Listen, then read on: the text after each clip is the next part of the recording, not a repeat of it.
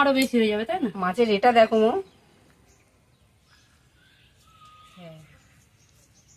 ইলিশ ready. বন্ধুরা তোমরা কে কে খাবে চলে আসো।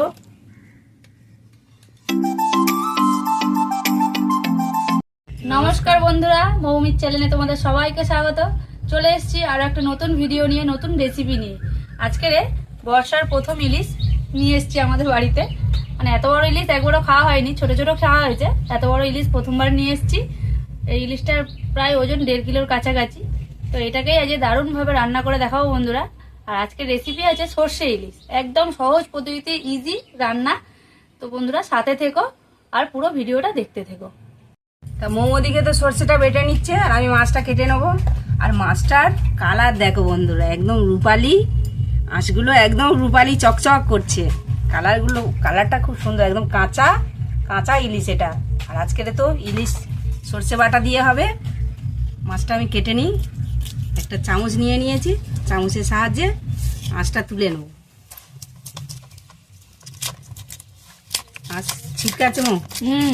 ছিটকাবে তো, সর্ষের সঙ্গে বেড়ে নেবো। একদম কত বড় বড় আঁশ দেখো।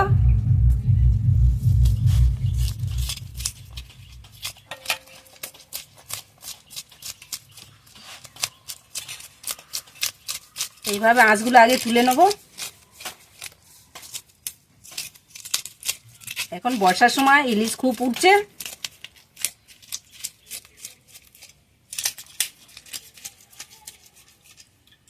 আর এদিকে আমি একটু বেশি করে সর্ষে নিয়ে নিয়েছি, কারণ মাছটা অনেকটাই বড়। আর সাদা সর্ষে আর কালো সর্ষে একসঙ্গে মিক্সড করে নিয়েছি। এবারে আমি কাঁচা লঙ্কা দিয়ে বেটে নেব। আজকে শুধু সর্ষের উপর দিয়ে কিন্তু মাছটা হবে।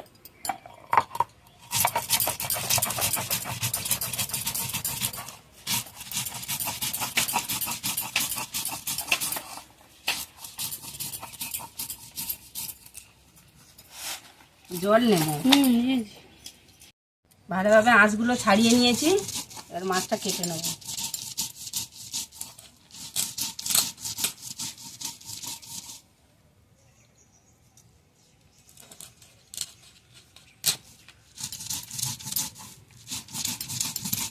মাথাটা বের করে নেবো। মাথাটা কিন্তু আমরা কচু শাক দিয়ে একটা রেসিপি দেখাবো। বাগানের কচু তুলে এনে মাছের মাথা দিয়ে রান্না হবে বন্ধুরা। লতি তুলেছি, দেখিয়েছি তোমাদের আমাদের বাগানটা কোথায়।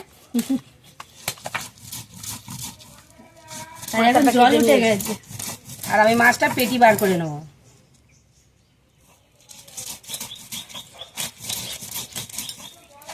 একদম কাঁচা মাছ বন্ধুরা, দেখো মাছের কালারটা।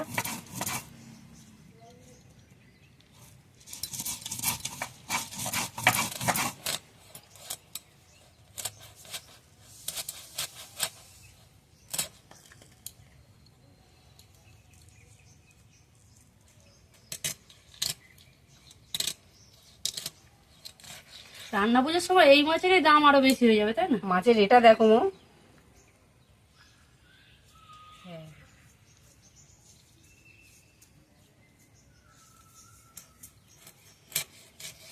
বেশি মোটা মোটা করবো না, এইভাবে পিস করে নেবো।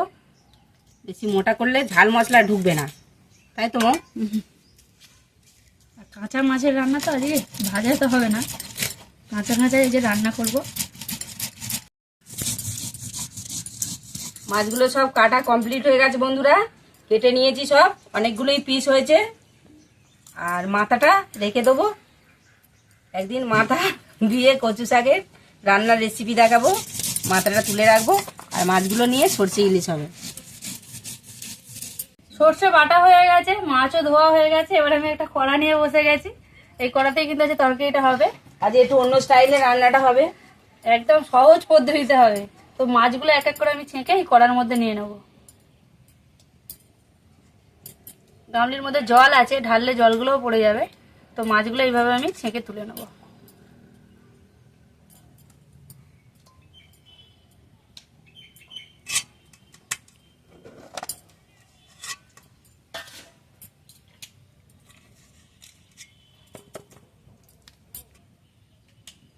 মাছের মধ্যে দিয়ে দেবো নুন, মৌমাখা। নুনটা আগে মাখিয়ে নে।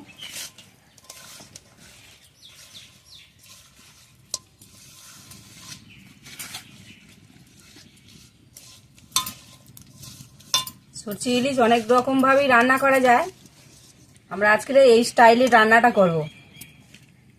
নতুন স্টাইলের রান্না, এটা হয়তো অনেকে জানে না।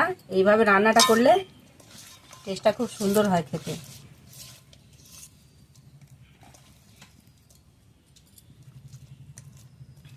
তো বন্ধুরা, এইভাবে কজন ইলিশ মাছ খেয়েছো অবশ্যই কমেন্টে জানাবে এইভাবে রান্না করে। হলুদ, লঙ্কার গুঁড়ো আর নুন দেওয়া হয়ে গেছে।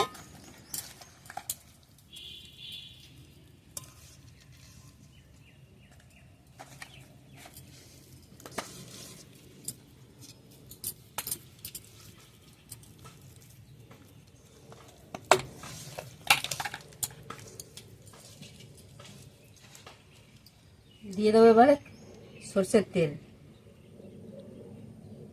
ইলিশ মাছ কাঁচা রান্না, তেলটাই অবশ্যই বেশি লাগবে। ভাজলে ইলিশ মাছ থেকে তেল বেরায়, কিন্তু কাঁচা থাকলে অতটা বেরায় না, যার জন্য তেলটা একটু বেশি করেই দেওয়া হয়েছে।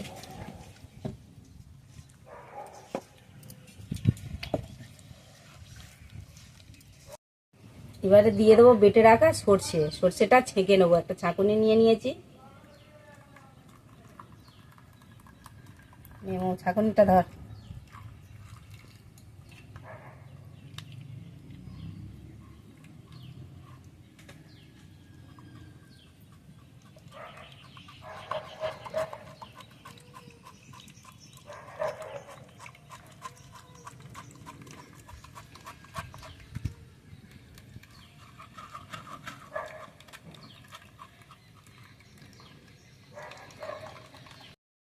সর্ষেটা ভালোভাবে ছেঁকে নিয়েছি। ছিবড়েগুলো নেবো না, ছিবড়েগুলো খেলে পেট ব্যথা করবে।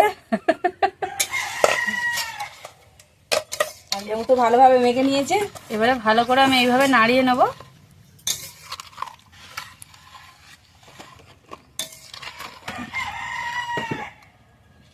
উনুনটা এদিকে জেলে নিয়েছি, এবার কড়াটা উনুনে বসিয়ে দেবো।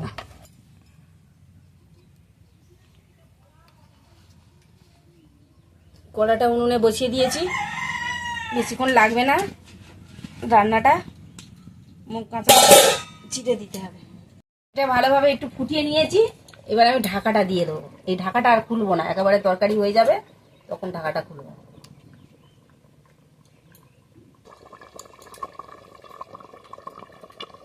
তরকারিটা ঢাকাটা খুলে দেখবো।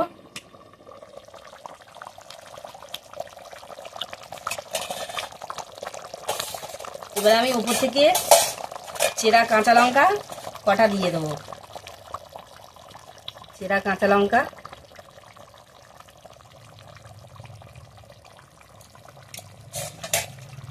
আর দিয়ে দেবো হালকা করে একটু সর্ষের তেল।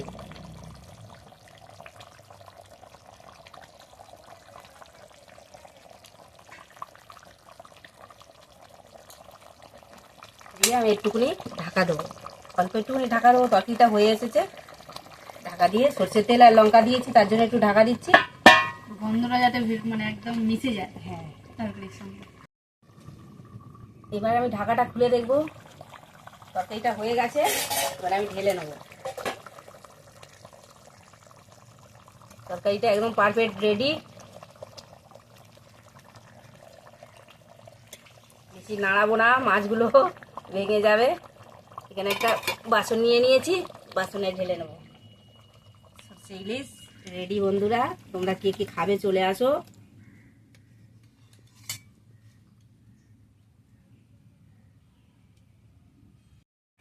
বন্ধুরা, সর্ষে ইলিশ রেসিপি কিন্তু আমাদের হয়ে গেছে, আর একদম নতুন ভাবে কিন্তু রান্নাটা করা হয়েছে।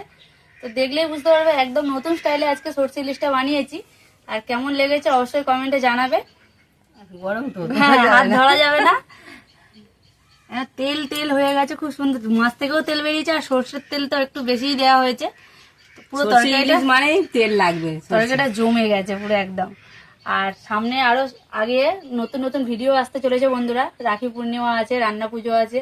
তো ভিডিওগুলো দেখার জন্য অবশ্যই চ্যানেলটিকে সাবস্ক্রাইব করে রেখো, আর আমাদের পাশে থেকো। কমেন্ট করো, লাইক করো, শেয়ার করে দিও। আর যারা নতুন বন্ধু আছে তারা অবশ্যই চ্যানেলটিকে সাবস্ক্রাইব করে দিও।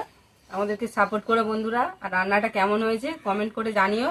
রান্নাটা সত্যি নতুন ভাবেই আমরা রান্নাটা করেছি। সরষে ইলিশ অনেক কিছুই লাগে, অনেকে যে যেরকম ভাবে রান্না করে সেরকম কালো জিরে দেয় তেলের উপরে দিয়ে রান্না করে, কিন্তু আজকে আমরা এইভাবে রান্নাটা করেছি। তোমরা অবশ্যই কিন্তু কমেন্ট করে আমাদের জানাবে রান্নাটা কেমন হয়েছে। তো বন্ধুরা ভিডিওটা আজকে এই পর্যন্তই। তো আজকের মতো নমস্কার। নমস্কার।